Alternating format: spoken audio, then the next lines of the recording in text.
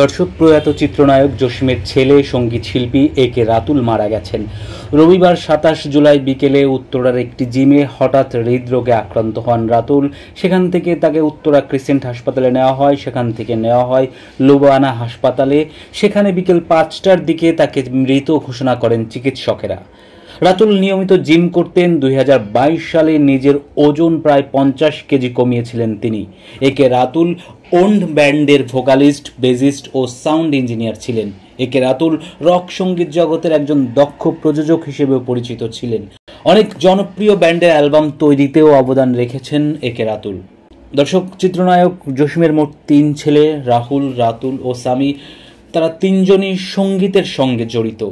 রাতুলের পুরো পরিবারের জন্য আমাদের দোয়া রইল। দর্শক, আপনাদের জন্যও সাবস্ক্রাইব করে সঙ্গে থাকুন আমাদের পার্শ্বচিত্র চ্যানেলের।